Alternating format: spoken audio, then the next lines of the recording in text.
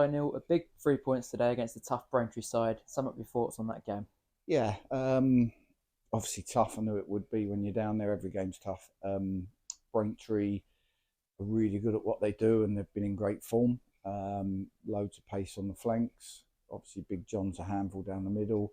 Got lots of good players, very athletic.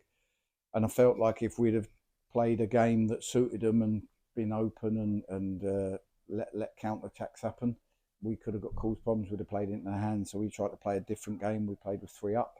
We tried to pin them back with the three up. And certainly in the first half, I thought that worked really, really well. Innie was powerful today, really powerful.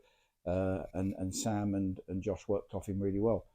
Obviously, we get our nose in front, and a lot of that's down to Harry Buterman. Great, clever and weight a pass to get the penalty, then take the penalty. And the second half, it was a case of to keep trying to go forward, not sink back. The second goal was great early on. And then they start throwing men forward, and the game becomes a little bit harder. And it's really hard to change that mindset when you're trying to see your jobs through, and the opposition are throwing everything at you. We had a lot of pace in the team today with Tariq back, Sam Ashford, Innie, Josh Asude. Was that intentional against Braintree? Yeah, we, it's no slight against our other fullbacks, but we just felt Tariq's one of the quickest in the team, and we tried to match him up against one of the wingers. Mossy's 1v1 strong, so's Dion's and Chicks, but I feel for even JJ. JJ was excellent on Tuesday night and didn't even make the squad today. He was the 19th man, and he doesn't deserve that. But I've said to everybody, look, I'm going to take it game by game, and JJ may well be back in the fold or back around it on Tuesday night. So delighted that they stuck to the game plan. I thought we kept Braintree really quiet in the first half. I thought, and we looked quite good. Second half, last 20 minutes, it becomes tough. But when it becomes tough, you have to see your jobs through. We didn't for their goal, which we're obviously disappointed with. That then puts you on tender hooks. But then after that, we've literally blocked everything, headed everything to come into our box. You can't ask for much more than that. And we had the extra game in midweek, and they didn't, which sort of showed near the end when they're bringing in the subs like Jermaine France, and they're running almost rings around us and trying to keep us in our own box. Yeah. How important was it, and how much did it mean to the team at the end to get the 3 points and dig in after a resilient 10 minutes? Yeah, it's would have been on the floor if we'd have conceded late on, especially after what happened last week at Wildstone.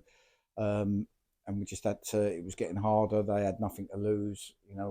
Whether we had quite had the energy to get out at times, and they kept putting it on us. And when you've got a long throw, every top ball that you put out is coming back in your box. We remember that from the Tamworth game.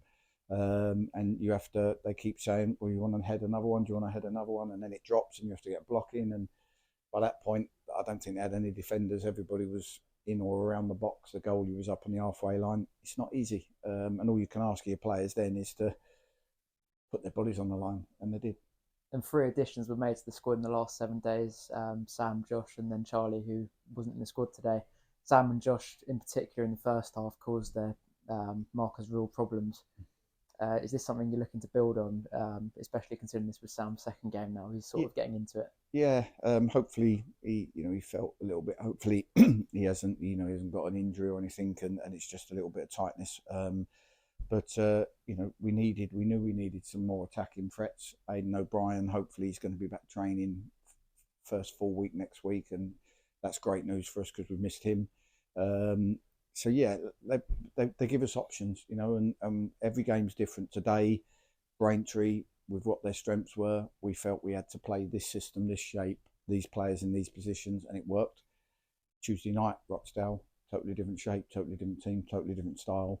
We've got to work out how we go about that one. So it's at least I've got the options to tactically think about it. And Braintree had 15 corners today. Just how good were his defence at just heading those away and almost relieving all the pressure and getting the second balls. Yeah, brilliant. And I sort of say they kept putting it in there. They kept asking questions. They had 5 up at one point. We changed to a back 5 to try and deal with it, and then they keep putting it in. You clear it out. It's a throw. Edit out. It goes for a corner, and it's relentless. And that's what Tamworth did to us, and that's what these have done for us. And you have to see your jobs through, and we did in the end. And moving on, in the next week, we've got the carrot of the trophy tie. But first of all, we've got a tough game against Rochdale on Tuesday, who got a really good result today. Yeah, I can't even think about the cup tie. I've got to be honest. That that won't come into my thoughts till Thursday, Friday. For now, just get these boys back, try and get in Monday, try and work out what we're going to do. That will be my day tomorrow, working out how best to set about the next game and try and get us a result, and try and have a real positive week going into the cup. But for now, Rochdale, that's all I'm thinking of. Perfect. Cheers, Neil. Thank you.